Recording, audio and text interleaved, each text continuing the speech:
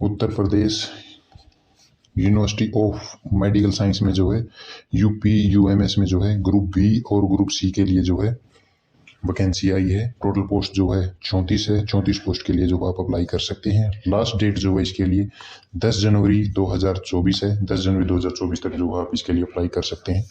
तो देखते हैं ब्रीफ नोटिफिकेशन में क्या है। Uttar Pradesh university of medical science यानी कि UPUMS इटावा, ठीक है, इसके अंतर्गत जो है टोटल वैकेंसी आई है। इसके अंतर्गत जो है आपको टोटल ग्रुप बी के लिए 209 वैकेंसी आई है और ग्रुप सी के लिए जो टोटल 34 वैकेंसी आई है। इसके लिए जो है आप 22 दिसंबर 2023 से जो है आप अप्लाई करना स्टार्ट कर सकते हैं और टोटल जो है 10 जनवरी 2024 तक जो आप अप्लाई कर सकते हैं। इसके लिए लास्ट डेट है। एग्जाम फीस आप 10 जनवरी 2024 तक की आपको पे करनी होगी। जनरल OBC EWS के लिए 2360 रुपये जो आपको पे करने होंगे। SC ST के लिए 1416 रुपये जो है आपको पे करने होंगे। ये आपकी एग्जाम फीस है। और एज जो है मिनिमम आपके पास 18 वर्ष होनी चाहिए और मैक्सिमम आप 40 वर्ष तक जो आप अप्लाई कर सकते हैं। तो टोटल ग्रुप बी और ग्रुप सी के लिए जो टोटल 209 पोस्ट आई है। तो देखते हैं कि इसमें क्या पोस्ट आई है। सीनियर एडमिनिस्ट्रेशन असिस्टेंट के लिए टोटल 19 पोस्ट आई है। इसके लिए आपके पास बैचलर डिग्री होनी चाहिए किसी भी फील्ड में जो है।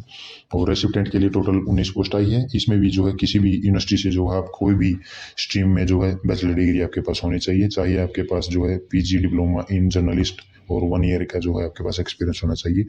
Medical social service officer grade 2 के लिए जो है टोटल 12 पोस्ट आई है। इसके लिए आपके पास मास्टर डिग्री होनी चाहिए। सोशल वर्क में जो है 1 साल का एक्सपीरियंस होना चाहिए। डाइटिशियन की पोस्ट जो है टोटल 4 पोस्ट आई है। आपके पास MSc फूड में जो है आपके पास फूड और न्यूट्रिशन में जो है आपके पास डिग्री होनी चाहिए और टोटल जो आपके पास 5 साल का एक्सपीरियंस होना चाहिए। स्टेनोग्राफर के लिए टोटल 20 पोस्ट आई है। इसके लिए आपके पास बैचलर डिग्री होनी चाहिए किसी भी पोस्ट। मिनिमम जो है आपके पास 55% की जो है आपके पास डिग्री होनी चाहिए। और स्टेनोग्राफी में जो है आपकी हिंदी में 80 WPM और इंग्लिश में 40 WPM की जो है आपके पास टाइपिंग होनी चाहिए। स्टेनो होना चाहिए 80 का, टाइपिंग होनी चाहिए इंग्लिश में 40, हिंदी में 35। लाइब्रेरियन ग्रेड 2 के लिए टोटल 4 पोस्ट आई है। इसके लिए आपके पास बैचलर ऑफ लाइब्रेरियन डिग्री की जो है आपके पास होनी चाहिए। जूनियर इंजीनियर के लिए जो है टोटल 5 पोस्ट आई है। इसके लिए आपको BTech जो है आपके पास होना चाहिए इंजीनियरिंग में। इलेक्ट्रिकल और इंजीनियर है तो इलेक्ट्रिकल में, टेलीकम्युनिकेशन है तो टेलीकम्युनिकेशन में जो आपके पास होना चाहिए। ड्राफ्टमैन की टोटल 1 पोस्ट आई है जिसके लिए आपके पास 10th मिनिमम क्वालिफिकेशन हो सकती है और आपके पास 2 साल का डिप्लोमा सर्टिफिकेट होना आवश्यक है सिविल ड्राफ्ट में। असिस्टेंट ऑफिसर की जो है ASO बोलते हैं जिसको, ASO असिस्टेंट सिक्योरिटी ऑफिसर, इसके लिए जो है टोटल 3 पोस्ट जो है आपके पास आई है। बैचलर डिग्री आपकी किसी भी स्ट्रीम में हो सकती है। साथ में आपके पास 5 साल का एक्सपीरियंस होना आवश्यक है।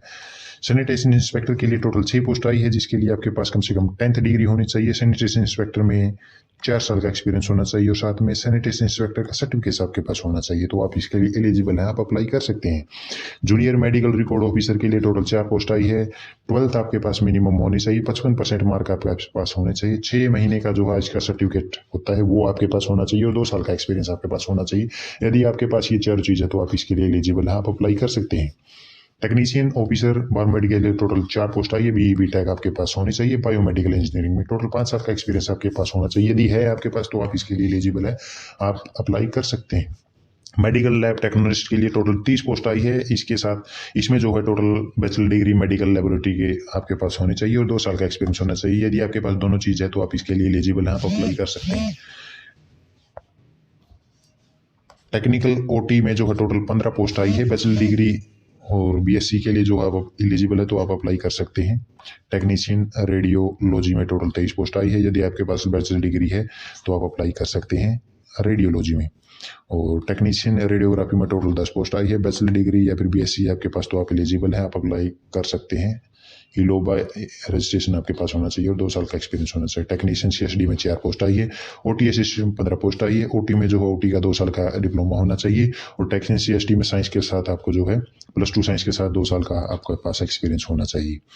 टेक्निकल असिस्टेंट कार्डियोलॉजी में टोटल 5 पोस्ट आई है। 12th आपके पास साइंस से होनी चाहिए। 2 साल का डिप्लोमा होना चाहिए। 1 साल का एक्सपीरियंस होना चाहिए। यदि आपके पास है तो आप एलिजिबल है या फिर आपके पास BSc कार्डियोलॉजी टेक्निक जो है आपके पास इसकी डिग्री होनी चाहिए तो आप एलिजिबल है, आप इसके लिए अप्लाई कर सकते हैं। टेक्निकल असिस्टेंट न्यूरोफिजियोलॉजी, इसके अंतर्गत 2 पोस्ट आई है। 12th आपके पास साइंस की होनी चाहिए। 2 साल का डिप्लोमा होना चाहिए। 1 साल का एक्सपीरियंस होना चाहिए या फिर BSc न्यूरोफिजियोथेरेपी टेक्निक के जो आपके पास डिग्री होनी चाहिए तो आप एलिजिबल हैं, आप इसके लिए अप्लाई कर सकते हैं। टेक्निकल डायलिसिस के लिए 4 पोस्ट आई हैं। 12th साइंस, 2 साल का डिप्लोमा और 1 साल का जो है एक्सपीरियंस है, तो आप इसके लिए एलिजिबल हैं, अप्लाई कर सकते हैं। यदि आपके पास BSc डायलिसिस की डिग्री है तो भी आप इसके लिए एलिजिबल है, आप अप्लाई कर सकते हैं। अप्लाई करने की स्टार्ट जो है 22 दिसंबर 2024 से डेट स्टार्ट हो चुकी है और 10 जनवरी 2024 को इसकी लास्ट डेट है, तो आप इसके लिए एलिजिबल हैं। यदि आप इसके अंतर्गत है तो आप अप्लाई कर सकते हैं इन दोनों डेट के अंतर्गत। यहाँ से किसी भी जॉब नोटिफिकेशन साइट से जो आप यहाँ से अप्लाई कर सकते हैं। नोटिफिकेशन डाउनलोड करके भी आप अपनी एलिजिबिलिटी चेक कर सकते हैं।